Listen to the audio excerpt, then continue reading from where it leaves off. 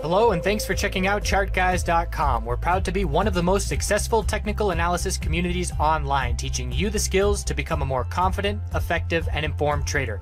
Join our community of hundreds of analysts worldwide working together to learn the charts, generate profit, and achieve financial independence. For access to daily live chart analysis and market coverage, a thriving chat community, along with dozens of hours of exclusive educational materials. We look forward to seeing you. Let's check out some charts.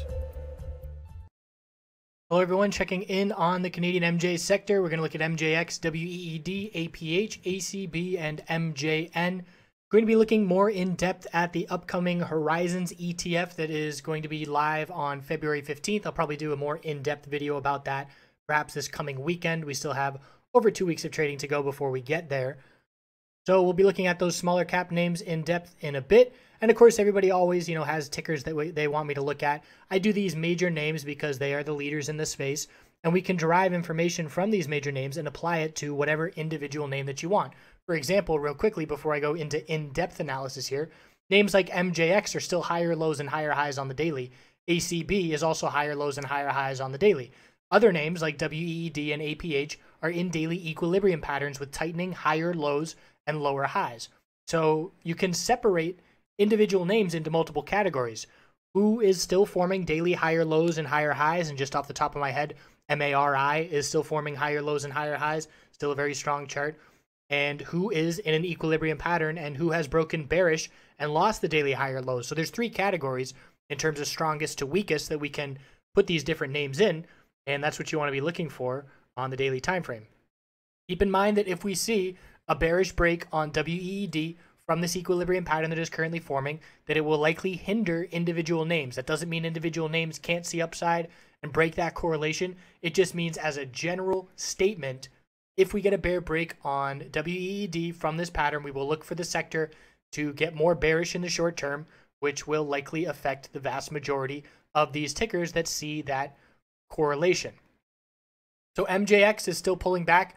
We saw a very brief follow through here, and as I outlined in the video I did over the weekend, I sold my swing position overnight. I sold it first thing on Monday. I was looking for a lower high to be set today, and it happened certainly much faster than anticipated, but had the sell order filled out and ready to just click a button as soon as the open occurred, as that was my game plan, and just ended up clicking the sell order sooner than I anticipated I would, but still was able to lock in a small amount of profit from where we closed on Friday. So MJX heading back down to the recent low. Key support is 36.24. If we break that level, again, anything above this level of 32.93 is a higher low on the daily. So we could still pull back. Of course, we did not confirm this bullish candlestick, so we could still pull back down to $35 and still be in an uptrend overall with higher lows and higher highs still intact. So we have a lot of wiggle room because the bull saw such a significant bull break and did get that higher high over 39.26 with a new all-time high, and calling it an all-time high, and it is an all-time high. Just looking back to before it was MJ, but I'm only concerned with when it became an MJ ETF back in December.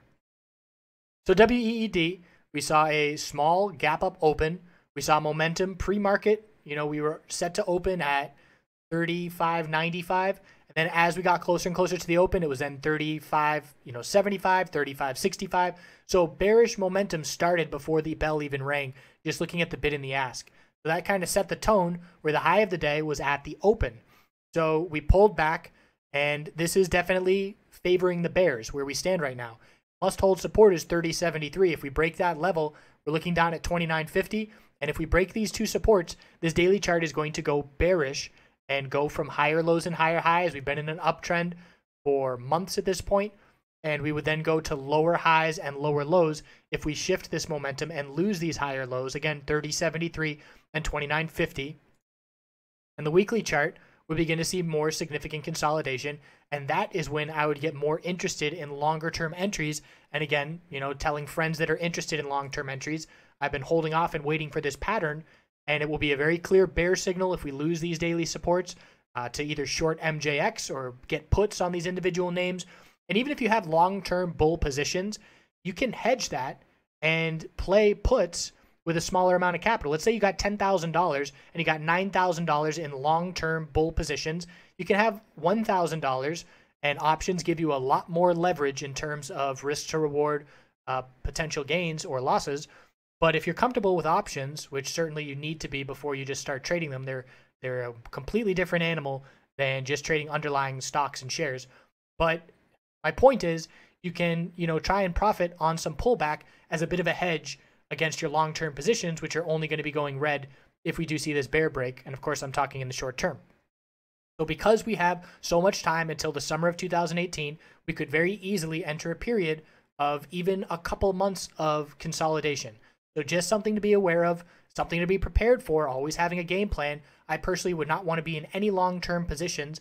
Of course, my time frame is always shorter term than the vast majority of people, but I would be out of all positions and looking to re-enter if these daily higher lows are lost. APH, higher low support is 1811. We have a lot more wiggle room before we get down to 1660 as the next support level. That's over a 10% drop, whereas WEED, it would only require about a 4% drop to hit that key daily support if we break the recent higher low on the daily. So APH has more wiggle room before we would be breaking the low set in mid-January. So that does favor the bulls slightly. I would say this daily chart is a bit more bullish for APH than it is for WEED. But again, the correlation is certainly there. We closed with bearish momentum. Volume very concerning for the bulls today. Increased bear volume. It was the most volume that we've seen in 2 weeks of trading, and it was an all bear day, almost a red Marabozu, meaning the high was the open and we closed down near the low. Checking WEED volume, not as significant, so definitely worth noting on APH. ACB is more bullish than WEED and APH because of the deal, because of the attention we had, and because we hit new all-time highs, and we're coming off those all-time highs. So I'm looking at a support level here of 1155, and I'm watching the bulls hold that support by still holding a higher low right now at 1221. So if we break 1221, that's a shift in momentum. That gives us a lower high and a lower low. That will begin consolidation. But you look at the January 15th low, and it's the same date on all of these names because we were correlated, and we're nowhere near that level. MJX, again, nowhere near that mid-January low.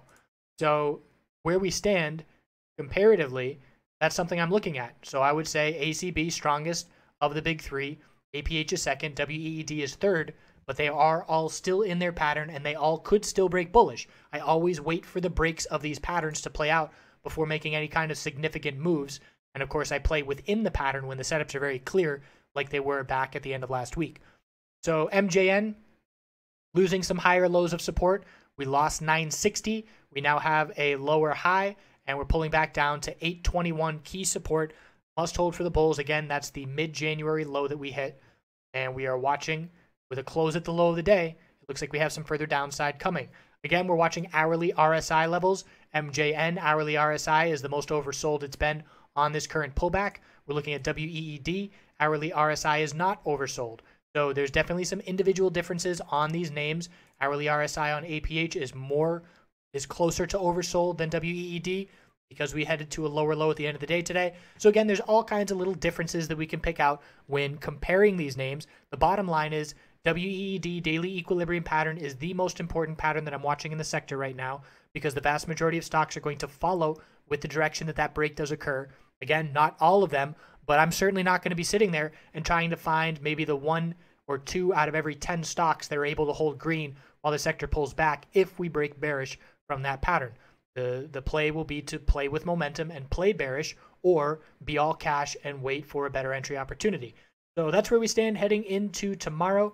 Again, we'll look at the ETF that is approaching. I believe there's going to be some significant opportunity there as we head into mid-February. I appreciate you all watching and hope you have a good night.